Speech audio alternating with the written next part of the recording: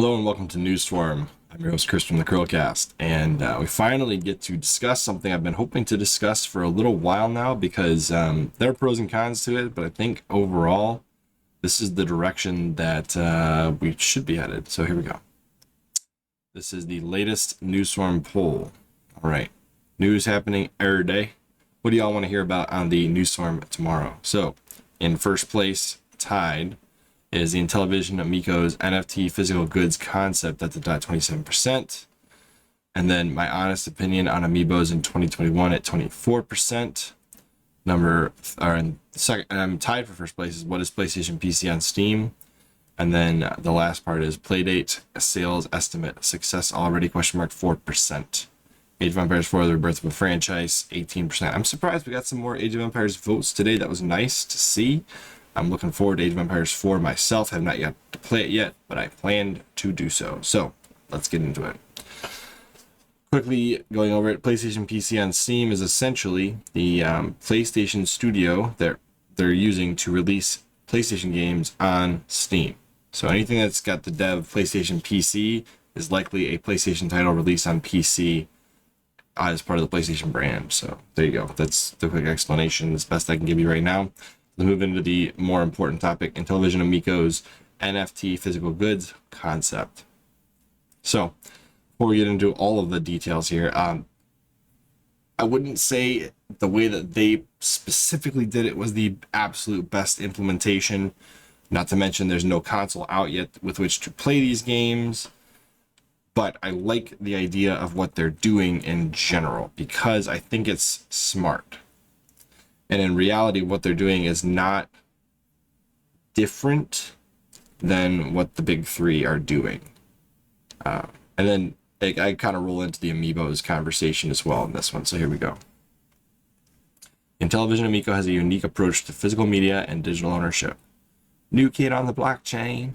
There you go. Picture of Finnegan Fox, one of their headliner games for the systems. Here we go. The Intellivision Amico is a rather interesting new system that's headed to the market. A game console focused on family-friendly content, age ratings below 10. That brings to mind a mix of Wii and Wii U in concept. That said, it's also had a share of issues. There have been online spats, controversies over some of those involved in the project, multiple delays to the hardware. We tackle quite a few of those issues in a summer interview you can read here. At present, the system does not have a fixed release date after multiple delays, but it does have limited collector's boxed edition sets up for sale. That 5 times fast, up for sale. Yes, it is rather odd to sell bundles of games before the hardware is on the market. Limited to 50,000 units. There are a combined 8 games split between an all-in-one bundle, or 2 volumes of 4 games each at $79.99. Though the games max out at $20 each in one sense, the lack of flexibility with the bundles shows that these are very much targeting enthusiasts and collectors only. Which, with physical media on a console, it's mostly going to be digital media and sales. Yes, you are literally targeting the enthusiast collector market with this. There's no other market that's going to want this particular set of games, especially before the console is even out. Now, post-launch, if you can go to a GameStop, pick one of these up, like, say grandma picks one of these games up and gives it to their grandchild on their birthday or Christmas, there's the second market that will occur if the console is successful and these things hit retail shelves. So there you go. But that's where we're at with this. So what's rather intriguing is the detail of how the physical media in the system will work. It's been common knowledge for some time that the Amico will have RFID, radio frequency identification, which is also kind of what is used for the Amiibos, which is NFC, it's near field communications. Same idea from a technical standpoint. The only big difference is the actual technology that implements the communication between the chip in the Amiibo, the chip in the Amico game, and the supporting technology that reads it. That's really the only difference here. It's the same idea implemented differently. Technology commonly used for tracking and monitoring goods. The game card is designed to look like media of the original Intellivision. Don't work as physical media like a disc or cartridge. Instead, you can scan it on your system. There's a download and then it's linked to your system. And what is a very current day approach Scanning the card also makes it an NFT, a non-fungible token on your system, with your digital copy then being managed in the blockchain. Like cryptocurrencies and those NFT sales you've no doubt been reading about, you then supposedly own that digital copy and can transfer it. So theoretically, the game card can be used on multiple systems, with the card shifting the ownership to the system being used. The benefit cited is that it's easier to move your download around via this card than digital purchases we typically make on the eShop, PSN, or Xbox store. So the big difference here is your license to play these games works like the license on a physical disc or a Nintendo Switch cartridge. So let's just say you take the RFID card in the physical box to your friend's house. You can then download that game to that person's Amico, and during the time frame after you've scanned it, they can play that game on their system until you go and scan it back at your house. Now, the big difference here between the cards and digital sales on the Amico is you can resell these cards, according to Tommy and the Intellivision team, and essentially recoup some of that money you've spent on the product if you don't end up liking it. So these $20 games are resellable versus the $2.99 to $9.99 games that are digital to the Amico shop, which probably aren't going to be resellable. So I think the big reason, let's get into this kind of bigger point here. When you buy a disc version of a game, unless that disc physically has all of the content on it, content complete, it is just a digital license on a disc where you can then get the provided updates from the console on it. So that makes these discs, other than containing some portion of the game on them, no different from these Amico NFTs. So a lot of times you get a digital purchase code. So for example, some of these Final Fantasy bundles on the Vita, I think Final Fantasy 10 and 10-2, I think that's the one correct one, came with one game on the cart and one game as a digital code. Now, one step up from a digital code is one of these NFT physical licenses that you can resell. You can't resell a digital code. You can resell an NFT, which makes these different and more interesting, and provides a potential for something that GameStop can sell in the future for future systems. So instead of producing expensive and big disc-based games, they can sell you a physical card that you can then trade in later.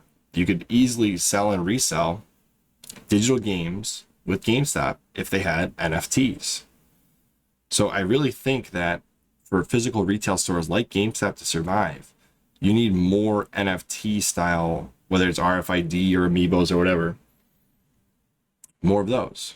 And the reason why I bring up Amiibos so much, the closest thing that operates like these NFT cards that the Amico is selling are Nintendo Amiibos. Think about it.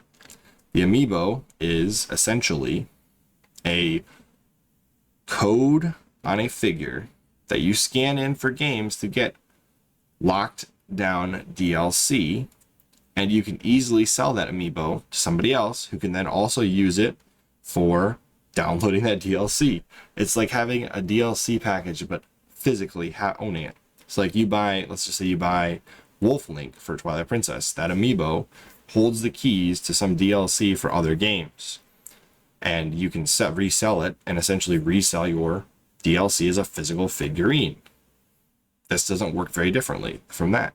These are licenses to the games to download, and so long as the Amico store stays open, the NFT will transfer to a new system when you sell it, which makes this a more valuable item than, say, buying the same product for $7.99 on the digital store, because you cannot resell it, nor can you trade it, nor can you bring it with you physically to your friend's house, scan it, and download it.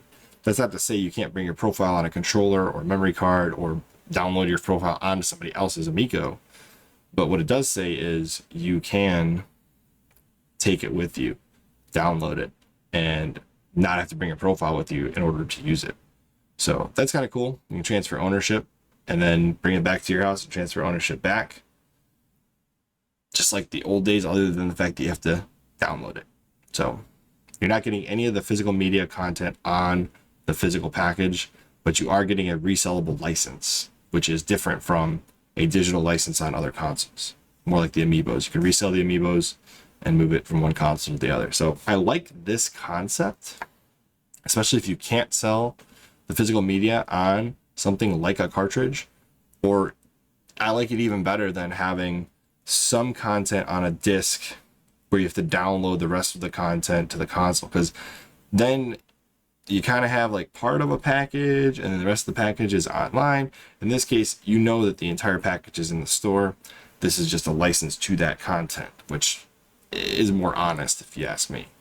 But I digress. I did cancel my Amico pre-order, and I'll tell you why. Delay. And I agree with the biggest controversy here is, why are you selling games for a console that does not exist yet? This console's not even out, and no matter how much I like the NFT technology and what they've got here for like a physical media license, I can't get it right now because I just do not like that practice. I cannot imagine if, let's say, Nintendo said, the Switch is coming out in December, here's all of our games we're going to sell you in March. Nobody would be on board with that. So, like, if I can't be on board with it with the big three, I can't be on board with it an independent company either. And so I did cancel my order because I've had money in the tank for this for like 3 years now, or 2 years now, since 2019. I believe I had money in the tank for this, either 2020 or 2019 January. So I've had money in the tank for a while, and it hasn't come out. Delay. And I get it, lots of things going on, but selling your games physically before the system is out was my last straw, and I don't feel good about this project until I've seen somebody I trust actually cover it and show me what's going on here. Because right now, all I see is delay, and then here's some products that go along with a system that doesn't exist yet. So once we get some trusted reviews out from people that I trust on YouTube and various other outlets, then we'll talk. We'll look and see if the Amico is the right console for me. In the meantime, I have canceled my pre-order. I do think this headline kind of says it all. And Intellivision is selling NFT games for a console that ain't even out yet. And that's exactly my only criticism here. I like the concept. I don't like that they're selling these before the console is out.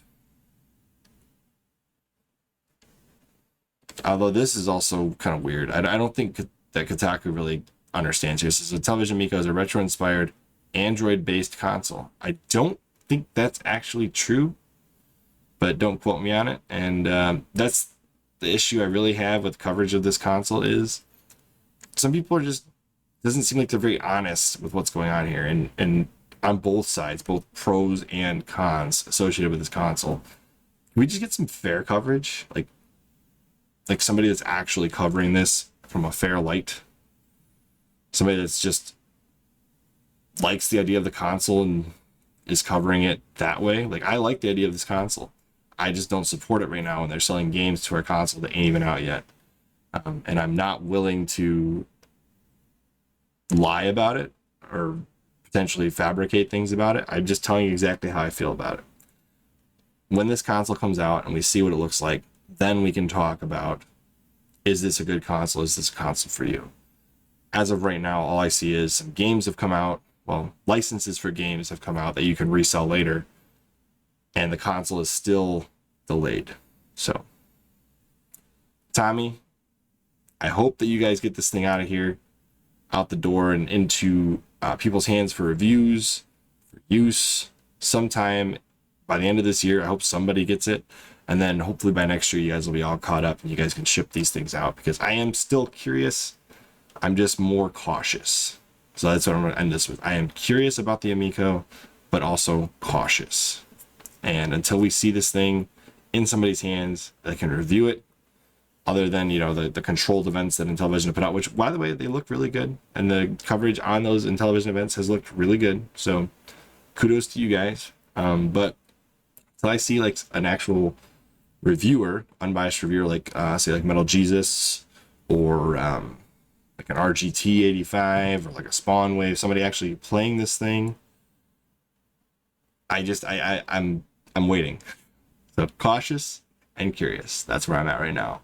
And I wish you guys at Intellivision the best of luck. Hopefully this product gets out here sometime at the end of 2021 or midway through 2022, and then we can see what this thing can actually do.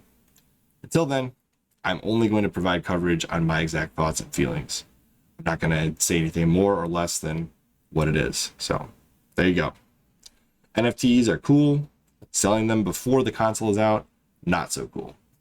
So as always, I'm Chris from the CHRILLCAST. This is the latest news swarm video. If you like what we're covering here, like the video, comment down below what your thoughts are. Do you think NFTs are cool, despite the fact that they're selling them before the console's out?